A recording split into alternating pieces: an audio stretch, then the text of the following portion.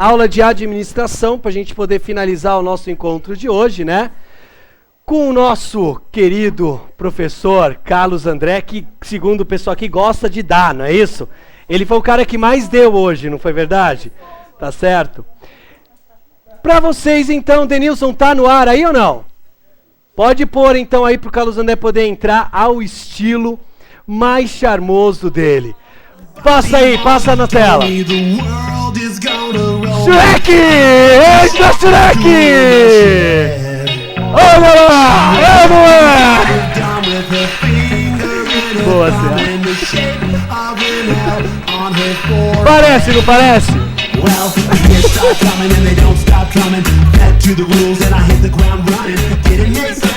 Bola! Tá certo, pessoal. Vamos lá.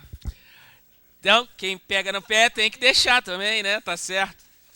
Mas aí hoje nós temos que terminar falando da matéria de administração, que é uma matéria... Que é isso? De novo, outro ali? Ah. Hã? 1000 slides. Coisa rápida, né? Só pra gente poder revisar alguns pontos mais importantes, tá? Na verdade, eu vou repassar os tópicos principais, não só de administração orçamentária, como de administração pública, porque vocês sabem que a matéria de administração no último concurso da Polícia Federal foi uma matéria que foi muito cobrada e era apenas a parte orçamentária, né? Agora foi incluída uma parte de administração pública propriamente dito, de reformas administrativas e uma parte de administração gerencial, falando também sobre estrutura organizacional, sobre cultura organizacional e ética, né? Eu comentei com os alunos em sala que a parte de ética é uma parte muito conceitual, não é uma parte em que você cobre questões objetivas de prova, não tem decreto, não tem nada, são apenas conceitos filosóficos sobre o comportamento no trabalho. Então a parte de ética nós passamos e vamos trabalhar mais especificamente a parte orçamentária, que já caiu em outros concursos, e a parte de administração pública, que é uma novidade. Aliás, eu começo a nossa revisão pela parte de administração pública. No slide aqui, eu reforço a vocês, deu um tilt aqui logo no meu. Ô, estúdio, vê lá por que deu um tilt aqui. Ah, agora sim. Ou agora não?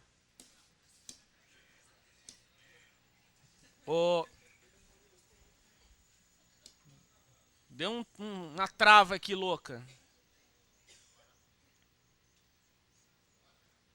Agora vai? Agora foi.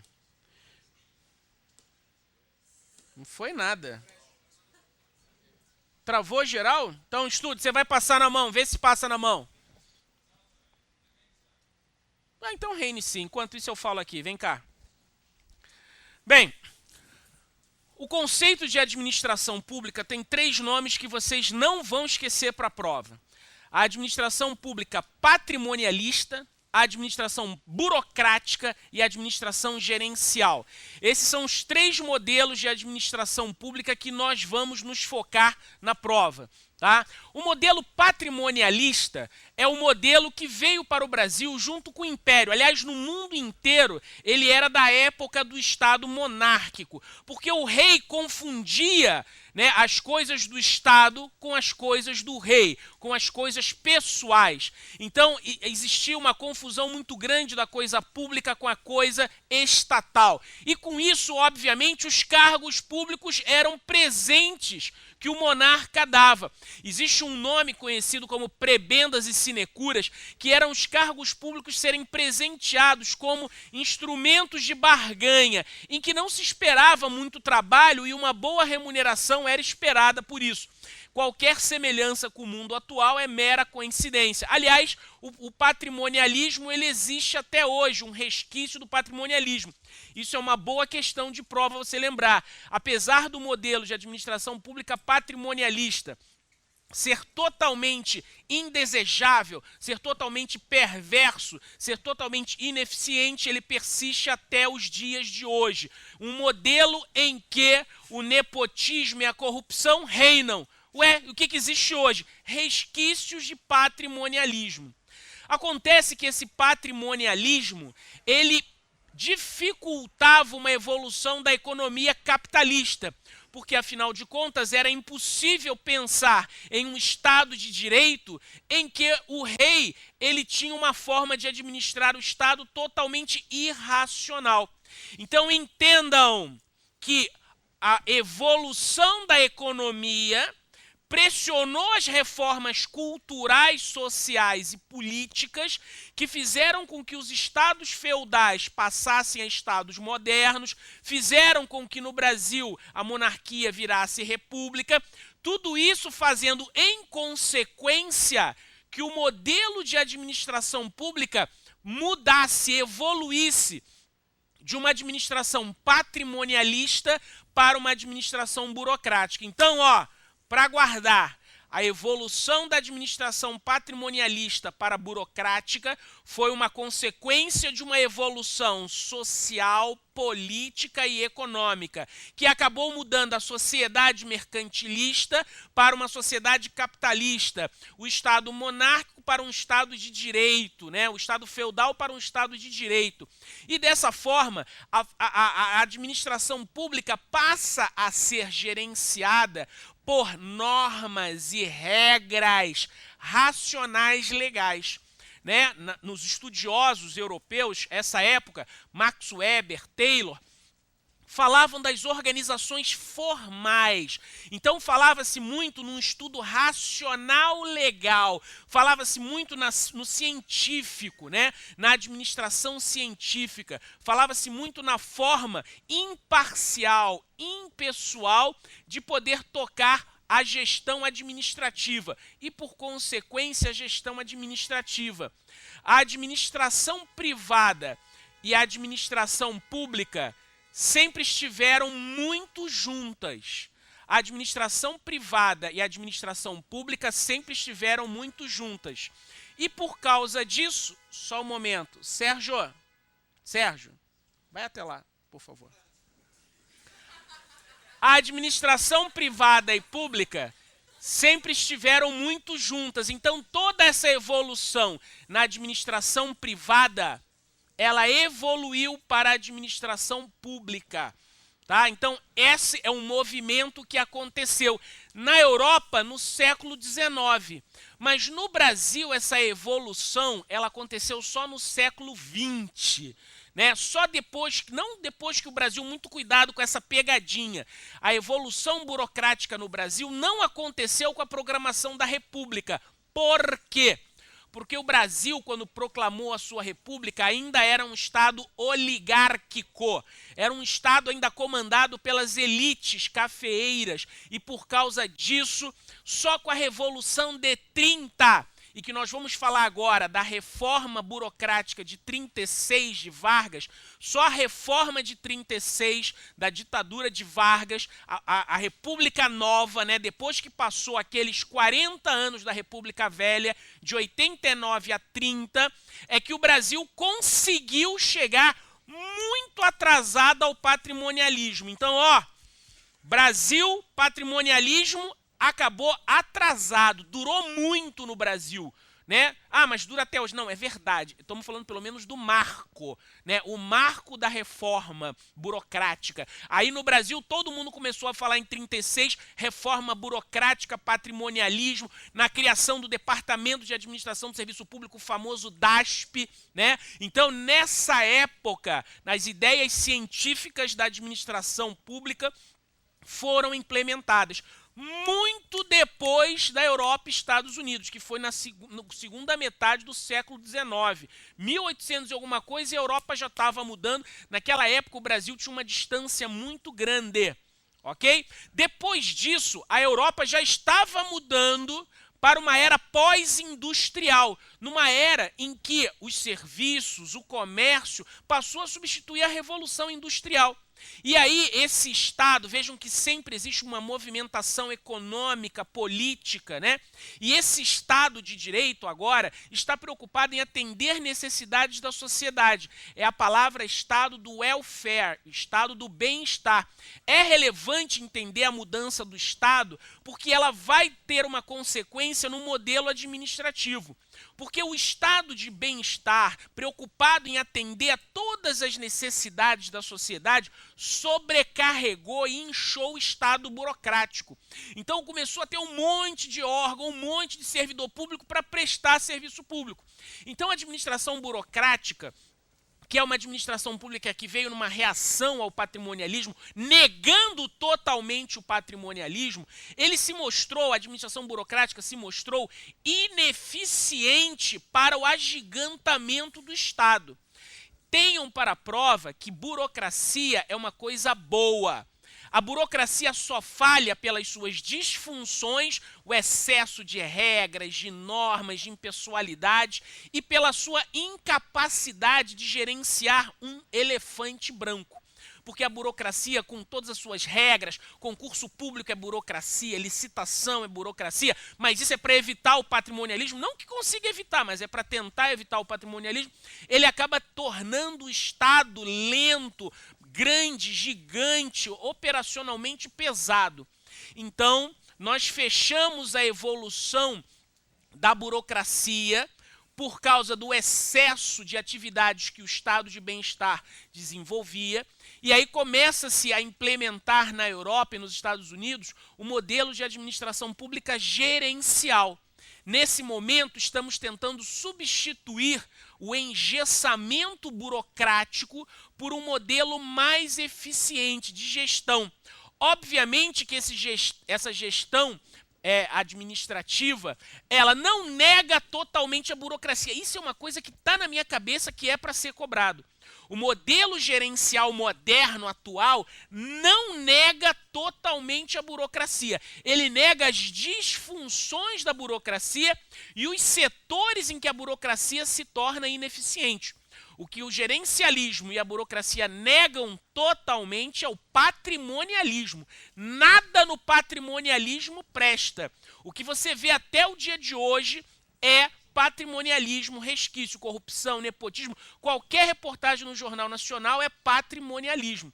A burocracia é o concurso público, é a licitação, que são regras, que são amarras para tentar evitar que haja, né, a corrupção, o nepotismo. Tá? Então, o modelo gerencial que na Europa e nos Estados Unidos aconteceu na segunda metade do século XX, no Brasil também foi na segunda metade do século XX, com 15, 20 anos de diferença, o que para o Brasil já era quase online isso daí naquela época. Né? Se você comparar as mudanças anteriores, para o Brasil isso foi uma coisa rápida. Então, boas questões de prova. No Brasil, o patrimonialismo foi grande e a burocracia foi pequena. Por quê? Porque a burocracia demorou para entrar e a burocracia já foi suplementada por um modelo gerencial, haja vista a diminuição do gap cultural, político e social entre o Brasil e o resto do mundo. Então, o gerencialismo começou no Brasil desde a década de 60, porque eu falei da reforma de 36, foi a primeira reforma, o assunto reformas administrativas está no edital. A reforma de 36 é o marco do patrimonialismo para a burocracia. Existe uma segunda reforma para você guardar, que é a reforma de 67, da Junta Militar. Essa reforma não representa um marco de mudança de modelo de gestão, porque apesar de ter sido uma tentativa de ir para o gerencialismo, essa reforma se caracteriza pela descentralização, foi o boom das entidades administrativas, autarquias, fundações, empresas de economia mista, né? O militarismo, apesar de ter criado o Decreto-Lei 200 de 67, com os princípios do planejamento, coordenação, controle, isso daí acabou não sendo uma mudança gerencial completa, porque obviamente os militares queriam concentrar o poder central em suas mãos. Então a reforma de 67 não foi um marco. No Brasil, o marco da mudança do patrimonialismo para o gerencialismo é Plano Diretor de Reforma do Aparelho do Estado, do Bresser Pereira, do governo Fernando Henrique, em 95. Esse é um nome que aparece direto, Plano Diretor de Reforma do Aparelho do Estado. Então, esse foi o grande movimento, foi a grande reforma que marca a mudança do patrimonialismo para a administração pública gerencial no Brasil. Bresser Pereira e o seu plano diretor de reforma do aparelho do Estado, né, instituiu várias mudanças, não só no campo institucional, porque foram criadas agências reguladoras, agências executivas, foram feitas privatizações, uma série de situações foram colocadas para mudar o país, ok? Então, para finalizar essa primeira parte, administração pública burocrática, patrimonialista, burocrática, gerencial. Reforma de 36 do Vargas mudou, reforma de 67 dos militares não houve uma mudança completa, reforma de 95 do Bresser Pereira fez uma mudança do patrimonialismo para gerencialismo, ok? Depois de falar sobre esse tópico sobre administração pública, eu quero falar um pouco sobre a parte de orçamento, né? Vamos pular direto para a parte de orçamento. Vocês sabem que os 3 instrumentos de planejamento orçamentário são PPA, LDO e LOA.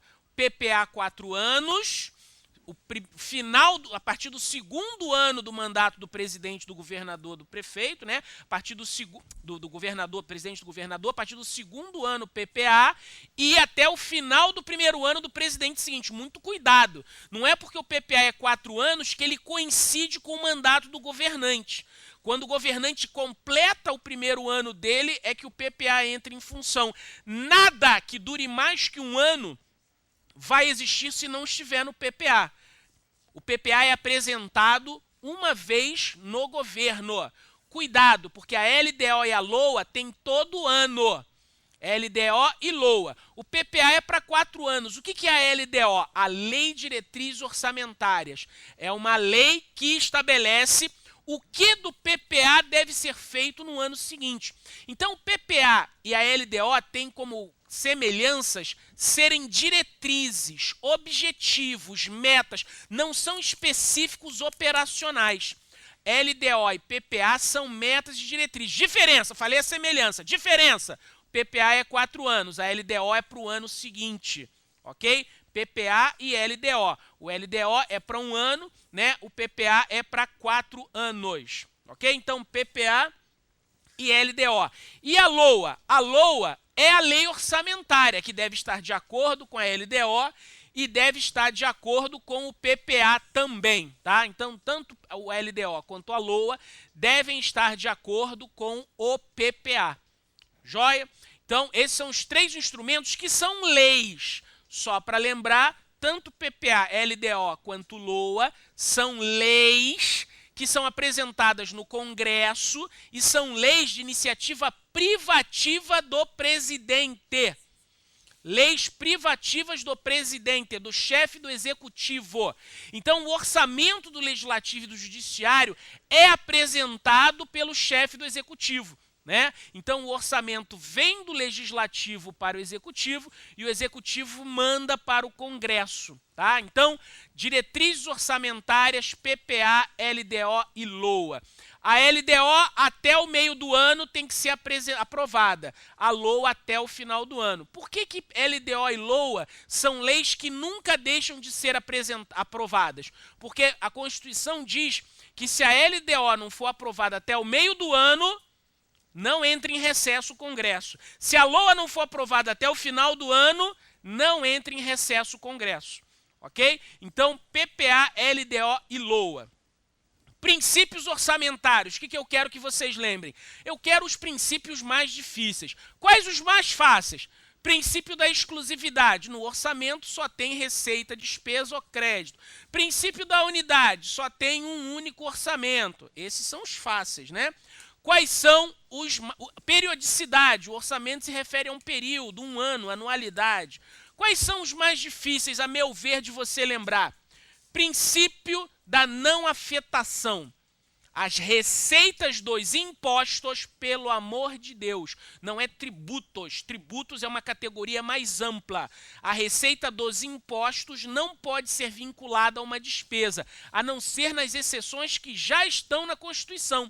Né? A despesa com educação, a despesa com saúde para administração tributária. Então, existem exceções na Constituição, mas a não vinculação é uma regra em que as receitas dos impostos não podem ser vinculadas a uma despesa. Ó, X% do imposto de renda é para aumento de salário da PF. Seria bom, mas não pode ter uma vinculação de arrecadação como essa. Outro princípio que eu me borro de medo de vocês errarem na prova, o princípio do equilíbrio. Porque equilíbrio, normalmente, você acha que é não gastar mais do que tem. Mas, orçamentariamente, equilíbrio é também você não gastar menos do que tem. Você tem que gastar exatamente o que tem.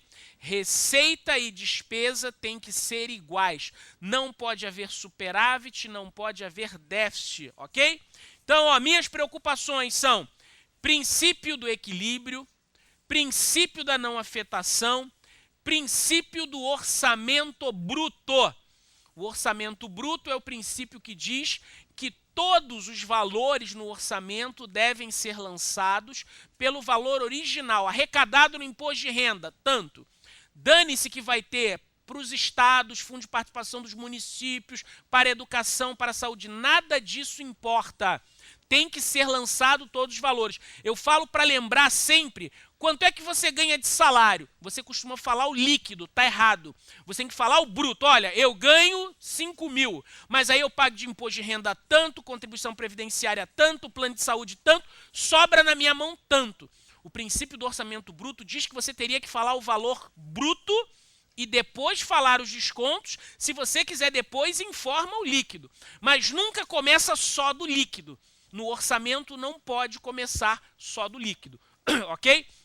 Esses são alguns princípios que eu quero chamar a atenção. Pode avançar os slides aí, estúdio, para me alcançar, procura aí onde está princípios que eu estou falando aqui, tá? Esses são os princípios que eu me preocupo mais com vocês. Questão sobre princípio orçamentário é algo que deveria ter. Nós falamos bastante em sala, eu estou aqui apenas reforçando alguns que eu acabo me preocupando um pouco mais. Ok? Esses princípios aqui. Qualquer coisa, depois a gente volta a mais alguma coisa. Ainda da parte orçamentária, né? Ainda na parte orçamentária, eu me preocupo com vocês alguns conceitos que são fáceis. Por exemplo, restos a pagar. Você sabe que restos a pagar é uma despesa que foi empenhada, mas ela não foi paga. Barbada, chegou o final do ano, empenhou e não pagou. Como o princípio da anualidade diz que zera o orçamento, eu tenho que inscrever em restos a pagar para o ano que vem. Qual é a questão de prova em restos a pagar? É o tal do processados e não processados. E a diferença do restos a pagar processado por não processado é aquele que teve o segundo estágio da despesa, a liquidação. Né? Se teve liquidação, foi um restos a pagar processado. Se não teve liquidação, é um restos a pagar não processado. Ok? Restos a pagar, conta única do Tesouro Nacional. O que tem que saber de conta única do Tesouro Nacional? Minha lembrança agora. Primeiro, quem mantém a conta única do Tesouro Nacional é quem? Banco Central. E quem é que operacionaliza essa conta única do Tesouro? Banco do Brasil. Isso é barbada, a gente viu bastante isso. Banco Central, Banco do Brasil. Um mantém, o outro opera. Tá? O Banco Central é o dono da conta única, em que todos os depósitos que você faz no Bradesco, no Itaú, no Santander e no Banco do Brasil vão ser concentrados pelo Banco Central. O Banco Central, ele bloqueia esse dinheiro nas contas dos bancos, das instituições financeiras. Então, ele mantém, mas aí opera tudo isso pelo Banco do Brasil, ok? Conta única do Tesouro Nacional, restos a pagar, despesas de exercícios anteriores, outro conceito também do edital de vocês. O que é uma despesa de exercício anterior? Qual a diferença para o restos a pagar? O restos a pagar, quando chegou o final do ano, você sabia que tinha um negócio para pagar e não pagou. Restos a pagar. Despesa de exercício anterior, você chegou no ano seguinte e de repente teve uma surpresa. Apareceu uma conta do ano passado para pagar. Como ela não foi inscrita, então ela se classifica como despesa de exercícios anteriores. Então, questão de prova. Qual é a grande diferença, qual é a semelhança e a diferença entre restos a pagar e despesas de exercícios anteriores? Os dois são do exercício anterior, diga-se de passagem. A diferença é que o resto a pagar eu sabia na virada do ano e inscrevi, a despesa de exercícios anteriores eu não sabia e não escrevi. Obviamente, houve a comprovação que essa despesa era devida, mas não houve a inscrição, pelos motivos múltiplos que podem acontecer. Tá? Quero também lembrar a ideia de suprimento de fundos. Lembra que eu brincava falando, você sai na secreta e aí você tem que levar um dinheirinho para poder pagar despesas de viagem em dinheiro. Hoje em dia isso é muito substituído pelo cartão corporativo. Mas no suprimento de fundos dava R$1.000, você saía na viagem, fazia os gastos, pegava o recibo em nome da organização, depois pagava. Ou despesas de caráter secreto, pequeno vulto ou em viagem. 3 hipóteses para suprimento de fundos. Secreto, pequeno vulto, né? Para trocar a chave, trocar um vidro, né? Então, para isso serve suprimento de fundos. Obviamente, não pode ganhar suprimento de fundos quem já tem suprimento de fundos que teve a comprovação negada. Quem já tem 2 suprimentos de fundos e ainda não comprovou, sinal que o cara está enrolado, né? Ou quem já passou o prazo para comprovar e não comprovou. Esse também está para ser alcançado. É o que a gente chama declarado em alcance. O cara que teve as suas contas negadas, declarado em alcance. O servidor tem que comprovar o uso dos recursos. Para terminar a parte orçamentária, eu quero lembrar fases da receita e da despesa. Quais são as 3 fases da despesa? Quem lembra? Empenho, liquidação e pagamento. Barbada 1, 2 e 3. Empenho é um comprometimento. Liquidação é verificar que a despesa está correta. Vamos anotar atrás da nota fiscal. Pagamento é o pagamento. Tem 3 tipos de empenho. Quais são os 3 tipos de empenho? Ordinário, que eu sei o valor. Estimativo, quando eu sei que tenho que gastar, mas não sei quanto vai ser a conta de luz. E o último empenho é o global, que eu sei que vou gastar num ano, mas eu vou pagar mês a mês. Empenho ordinário, estimativo e global. Tá? 3 tipos de empenho. E as fases da receita pública. Previsão, lançamento, arrecadação. Alguns autores falam no recolhimento ao cofre público. Então, previsão da receita ser arrecadada, lançamento tributário e a arrecadação, que é quando o contribuinte paga no banco. Tá? Alguns autores falam numa 4ª fase da receita, que é o recolhimento, que é quando o banco passa para o Tesouro Nacional. Se tiver 3 fases, você vai colocar correto. Se tiver 4 fases, você vai colocar correto também. Ok? Quero ainda falar sobre as receitas e despesas correntes e de capital. Lembrem-se dessa classificação. A receita corrente e a receita de capital. A despesa corrente e a despesa de capital. Lembrem-se que o conceito de corrente em orçamentário é aquilo que é usado para pagar o custeio, a manutenção, a existência da máquina pública, né? E capital é aquilo que mexe o capital social, muda o patrimônio.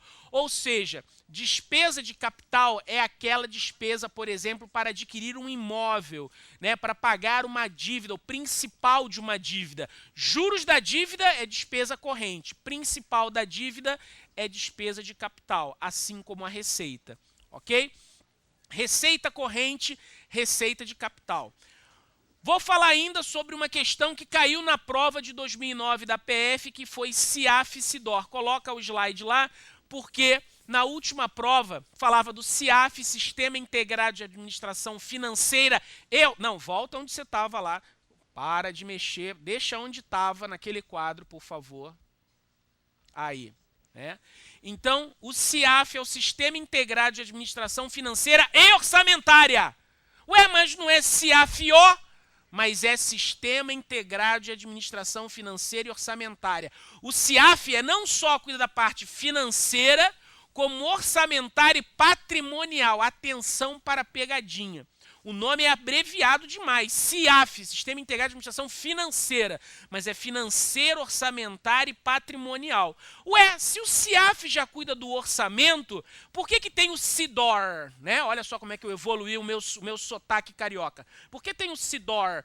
Porque o CIDOR é da elaboração do orçamento. As tabelas do CIDOR são distribuídas para que as unidades orçamentárias, as UO, unidades orçamentárias, elaborem o orçamento de baixo para cima. E aí o orçamento é consolidado, né, pela Secretaria de Orçamento Federal, a SOF. Não é soft, a bala soft, é SOF, Secretaria de Orçamento Federal. E esse quadrinho eu tinha prometido na aula, que era para você visualizar o comparativo, que o orçamento do CIDOR é feito pela Secretaria de Orçamento Federal do MPOG.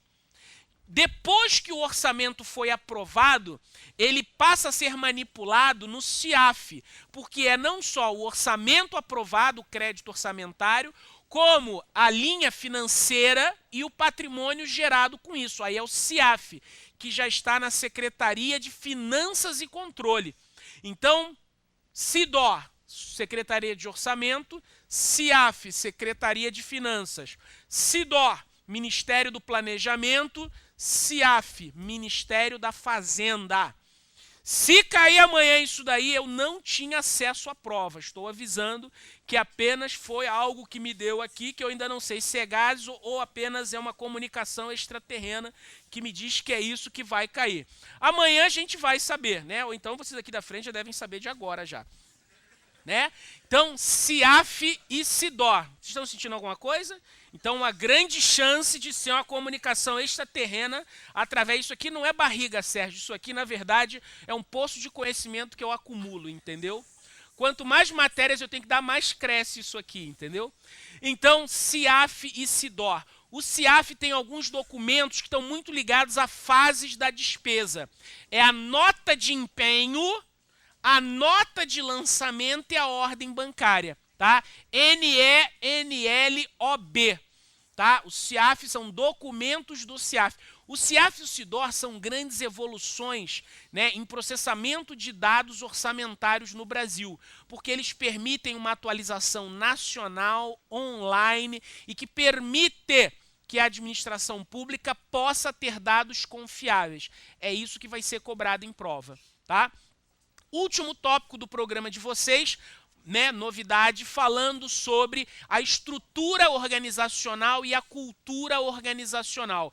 Esses assuntos de administração gerencial, como eu tinha falado com vocês, eles são muito, né, de bom senso. A estrutura que uma organização tem está relacionada. Não tem, pode deixar o slide, estúdio. A estrutura organizacional, a forma com que o departamento é feito, a departamentalização está muito relacionada à forma de trabalho, os objetivos, as estratégias de uma organização e a cultura que existe.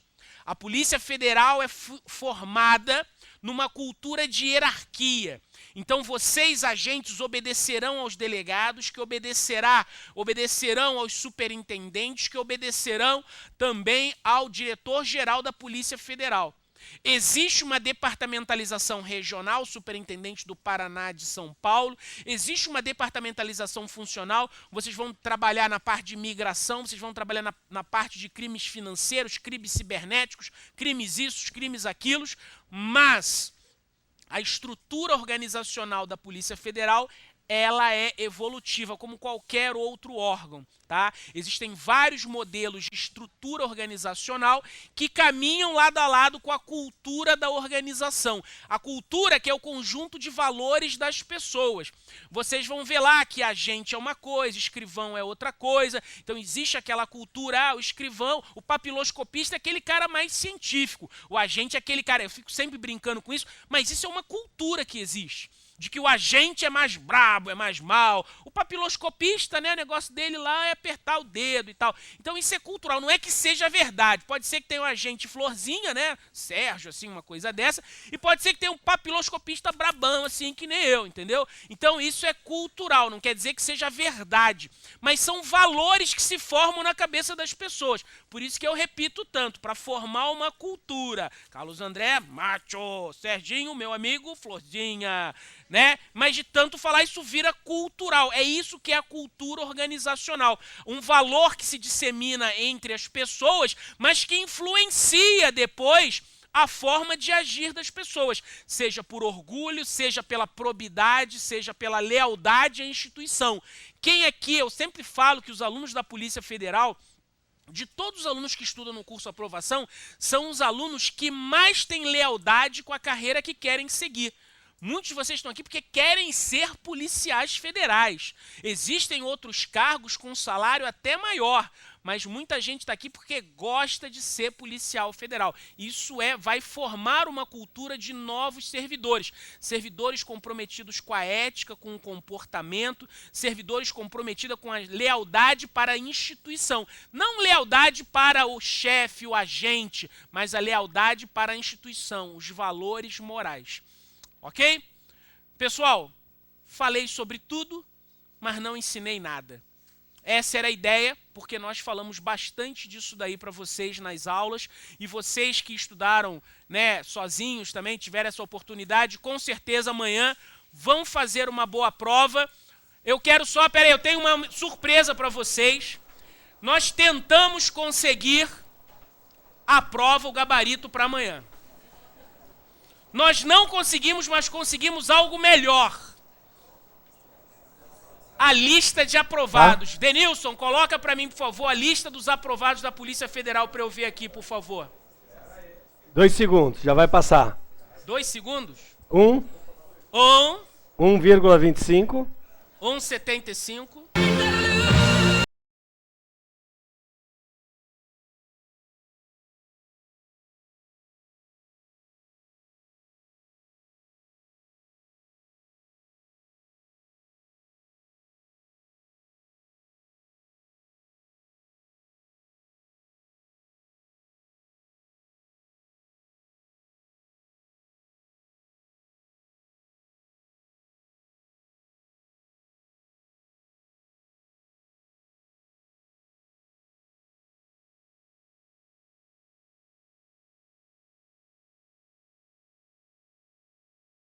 Polícia Federal, quem vai passar, levanta o braço pra mim amanhã. Vocês são os melhores, pô. Vamos dar uma de cana, vocês são os melhores. Amanhã, confiança total. Segunda-feira, estamos aqui esperando vocês contarem o sucesso, hein? Grande abraço pra vocês. Tchau, tchau. Vamos lá! Vamos lá!